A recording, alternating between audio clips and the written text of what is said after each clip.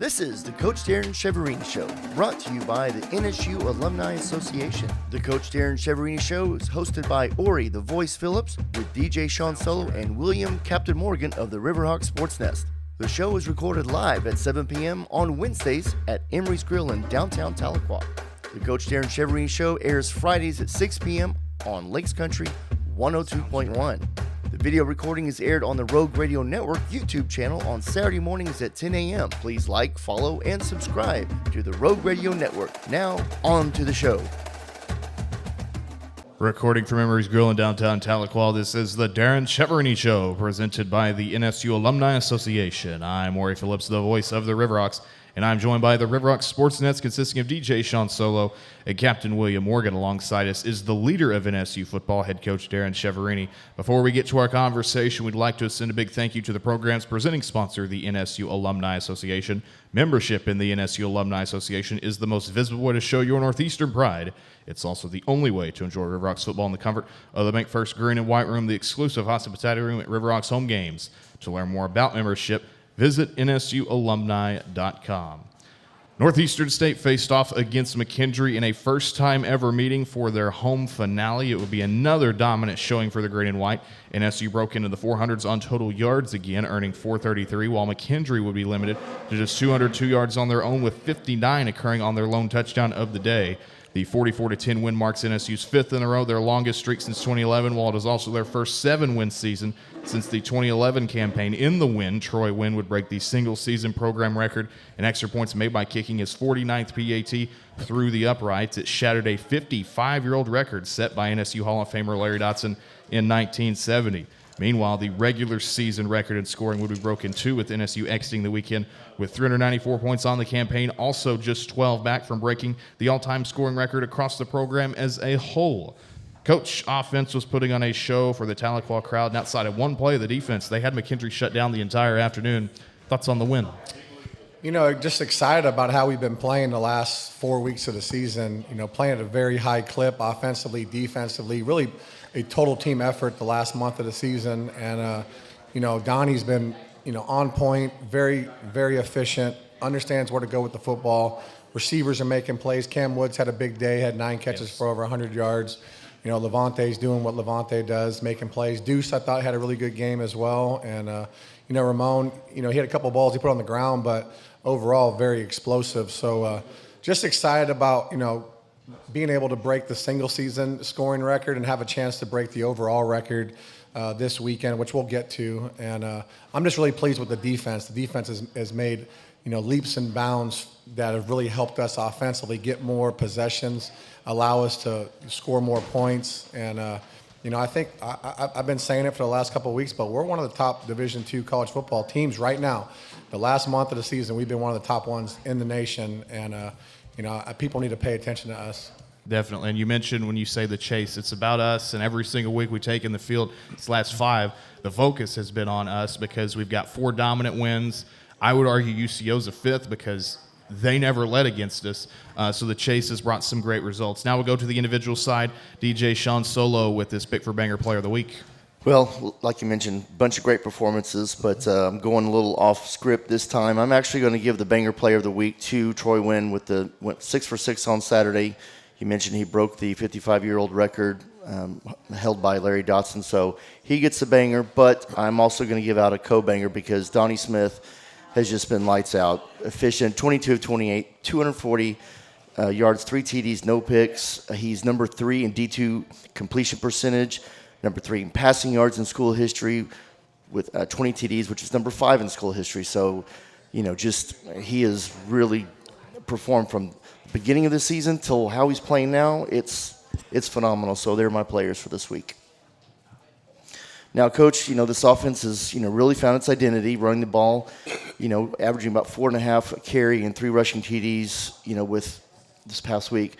As I mentioned before, Donnie's been throwing efficiently. When you look at how this team is executing now compared to early in the season, is this the kind of balance you envisioned when you first started implementing your offensive system, or has it evolved with the personnel, found around them? I'm a big believer that, you can throw the ball, obviously, to score a bunch of points, but if you want to win championships, you got to be able to run the football and be balanced I'm a firm believer in that. And so, I've liked the way, obviously Ramones, I think, is the best running back in college football. I really believe that. And, I think Donnie being as efficient as he is, distributing the ball to our receivers, our tight ends, and our running backs, it's allowed us to be balanced.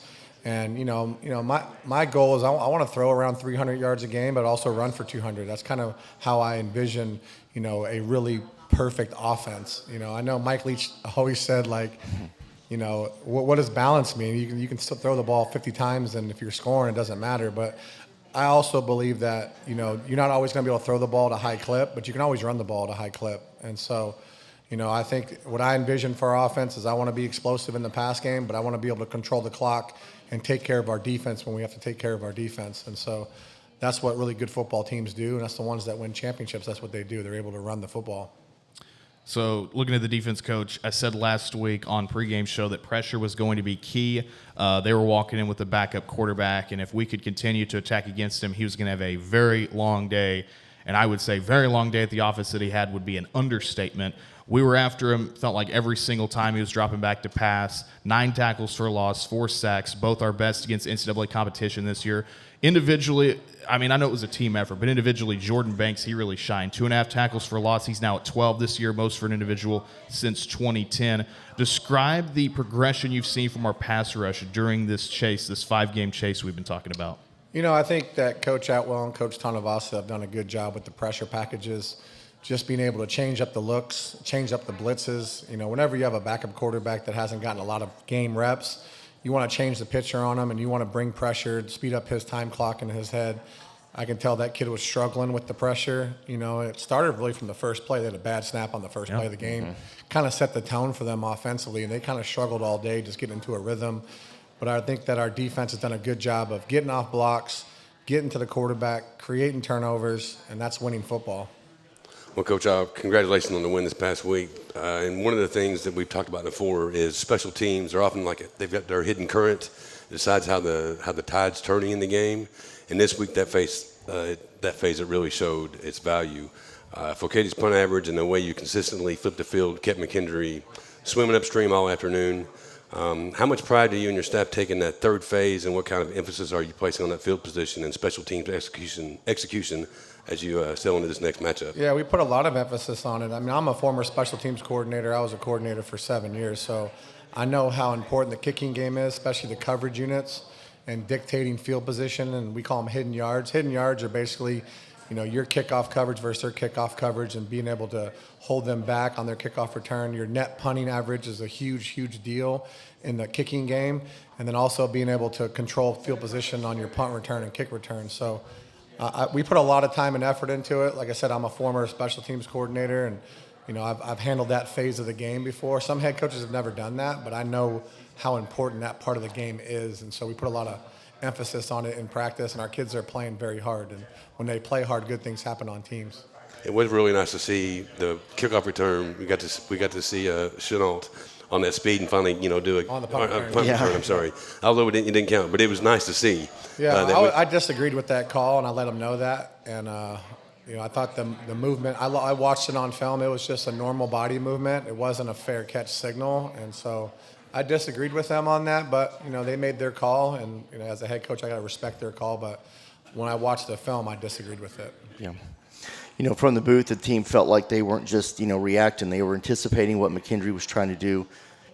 As a coach at this point, where you start seeing the players understand the why behind, what you're teaching, not just the assignment, have you noticed that the mental shift happening with this group during this win streak, where it's less about scheme and more about football IQ? Well, coaching matters, and I believe that at every level. You can have good players, which we do, but you got to teach them on the film study.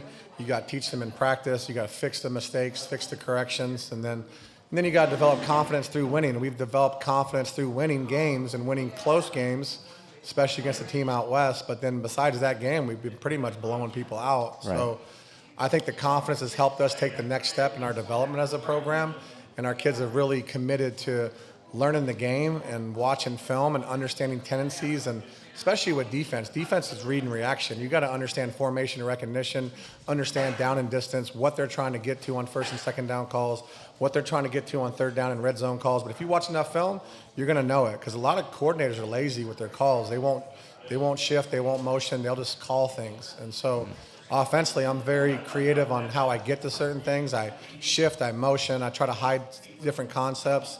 And so I think our players have taken to that offensively, and defensively, I think we've gotten better at understanding what offense is trying to do to us.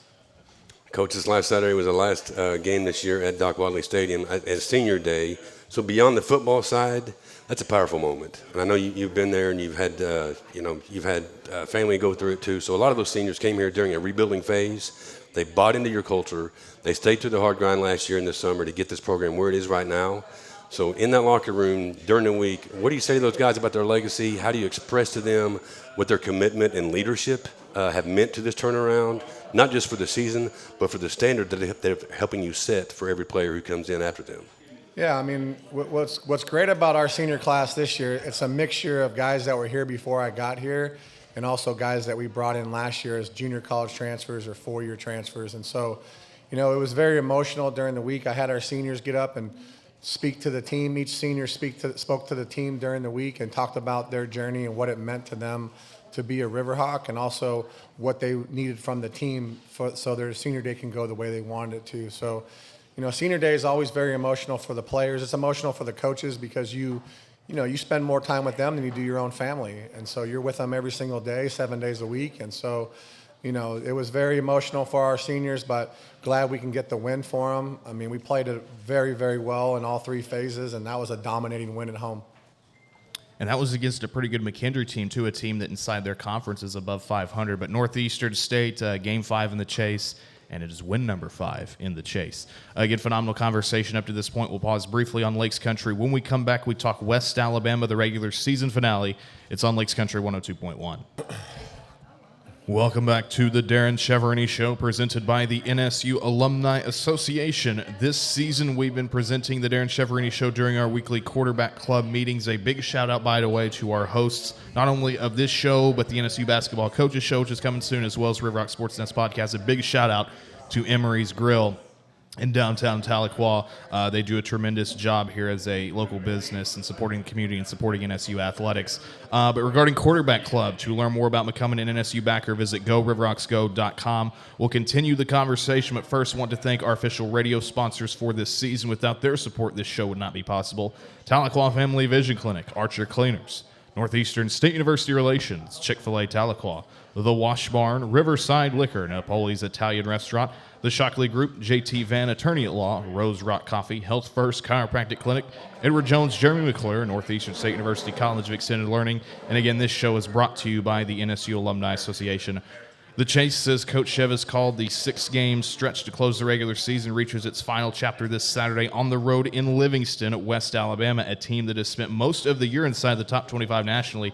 The next challenge, and perhaps the toughest battle to close out the Chase, led by former Alabama and Georgia assistant Scott Cochran in his first season. This is a 5-3 Tigers team that's seen 2 of its losses occur by a single score inside of GSC play. This is another playoff caliber program, too. They made an appearance last year in 2024. Coach, give me your assessment on the Tigers. What's it going to take to be successful on Saturday? A very talented team, especially offensively. Offensively, the quarterback makes them go. He's a big, athletic kid that can run around and make throws. They're talented at receiver. They got good skill. Defensively, they have not been as good as they were last year on defense, but still very talented. Their defensive front, number 0, I think, is as good as anybody we've seen up front.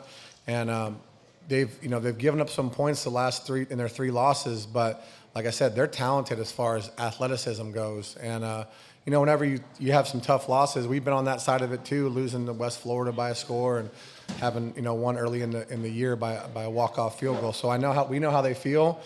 So I know they're motivated to get back on the field and play, but we're motivated to keep playing too, because we're playing very, very well. We want to finish this season the right way. And I truly believe we're one of the top teams right now. And I'm excited. I love going against good football programs. Scott Cochran obviously has a well-documented, history as a strength coach at Georgia and Alabama. basically being Nick Saban's right-hand guy for a long time. Yeah. And so, he took over for their head coach who became the AD. And, pretty much it's the entire staff back. So it's the same team that went 9-2 last year. So, we're excited to compete. We're excited for a great game atmosphere. I can tell watching the film that their fans show up to the game. So it should be a really good environment, and excited to compete.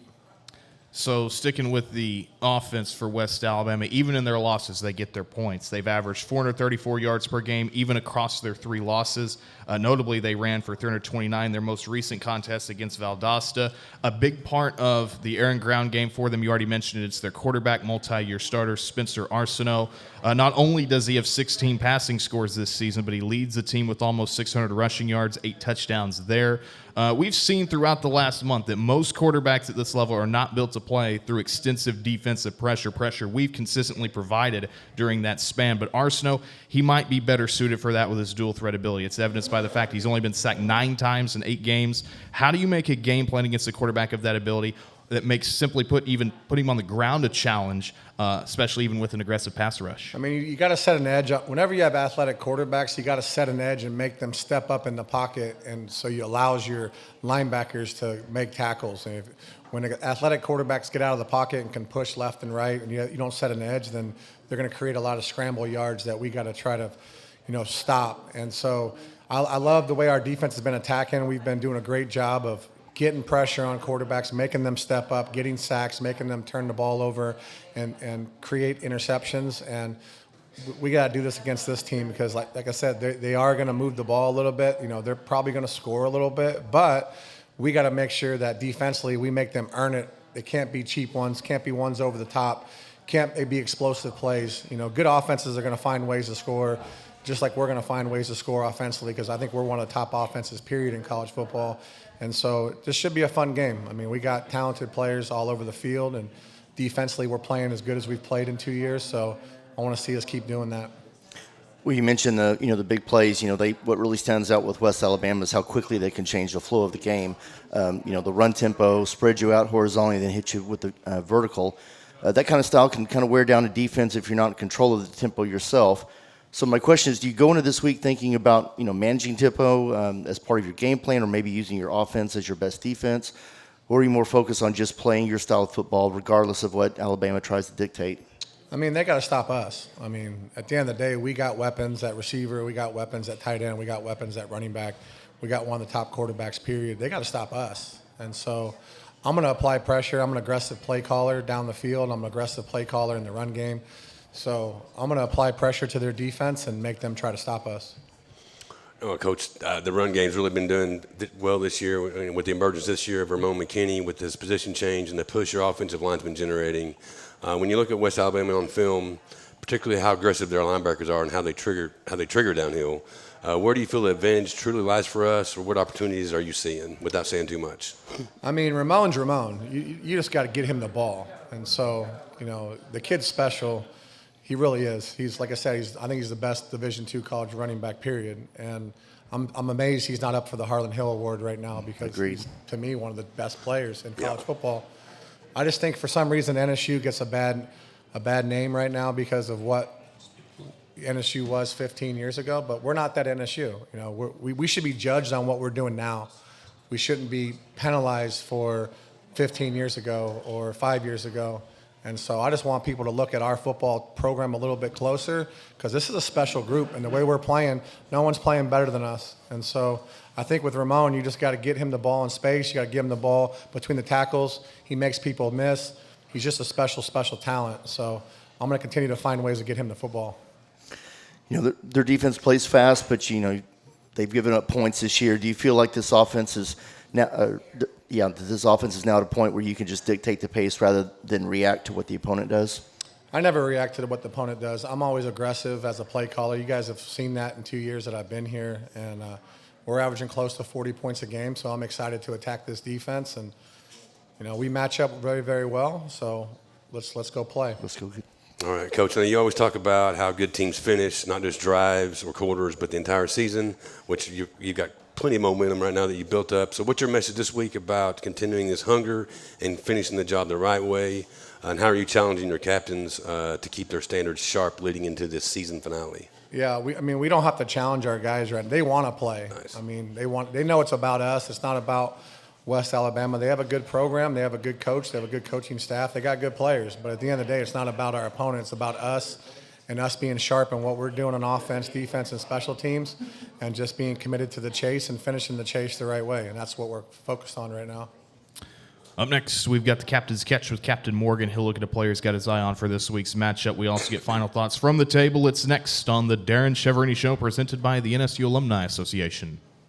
We return to the Darren Cheverini Show, presented by the NSU Alumni Association. We have a few more things to get to on our final regular season episode. First, a reminder that we will be live from Livingston at Tiger Stadium for a 1 p.m. kickoff on Lakes Country 102.1, the official radio home of NSU Athletics. Coverage begins Saturday with the countdown to kickoff at noon.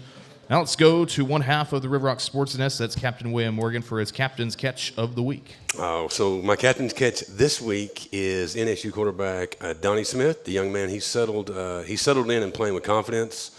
We've seen that progression throughout the year, multiple games now with efficient passing, as you already mentioned, Coach, smart decisions, and the ability to extend some plays with his legs. He's protecting the football. He's keeping drives alive. He's going to be converting third downs, giving the offensive rhythm.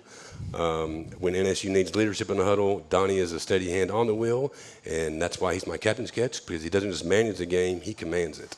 How come you don't do it in the captain's voice anymore? I have to keep it in certain areas. I've been limited. They're putting the jaws on me, you know. Well, yes. we've got him doing it during the pick'ems, like he's our little own version of Corso. Yeah. Give me one right now. Give me a captain's one. You want to do the captain's voice? My captain's catch is NSU quarterback Donnie Smith. That's what I'm talking about. This young man has settled in and is playing with confidence. Multiple games, going with efficient passing, smart decisions, and the ability to sink the other ship. Do you have the Captain's Can't song? stop him. You can't stop You're him. missing that one. No, Do you have right? the Captain's song that you play for the SportsNest? Oh, yeah. Now do it. Now do it again. All right, hang on. We'll get this done. Here we go. The captain's catch this week is quarterback Donnie Smith. Ice it up a little. The young man has settled in and is playing with confidence. Multiple games with efficient passing, smart decisions, and the ability to sink the other team. He's protecting the football and keeping the drives alive above water, converting key third downs and giving that offense rhythm. Donnie is a steady hand at the wheel. That's why he's my captain's catch, because he doesn't just manage the game, he commands it. Arr. Arr. Yeah, we got to always do it like that. That's I mean, noted. Duly noted. Thank you. it's going to help the ratings. Right.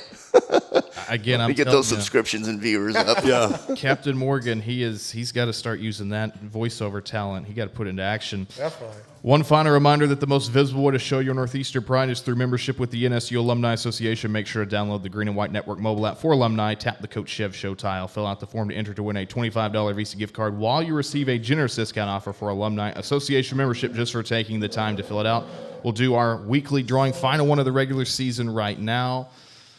I mean, Mandy Joe's name is in there. I know it is, but it's just denied.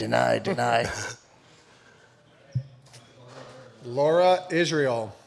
Laura Israel, big congratulations to them. Another great show in the books, final one of the regular season. So regardless of playoffs or bowl game situation, this will be it for the Darren Cheverini Show, at least for a couple weeks. But hopefully we get to do it again for some postseason football. If so, it'll be our first postseason football since 2011.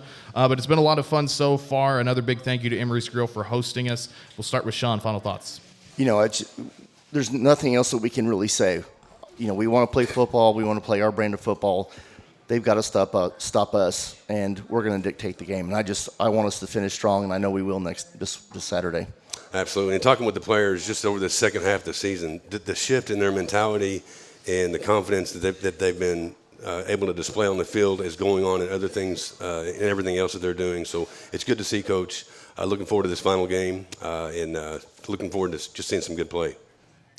Yeah, excited to finish the chase the right way. We're 5-0 in the chase. Want to get to 6-0 in the chase and get to win number 8, which hasn't been done since 2000. And I think most of our players weren't born in 2000 when the last time NSU won 8 games. I was playing for the Cleveland Browns when NSU won 8 games. So we want to get to win number 8 and just keep playing the way we've been playing.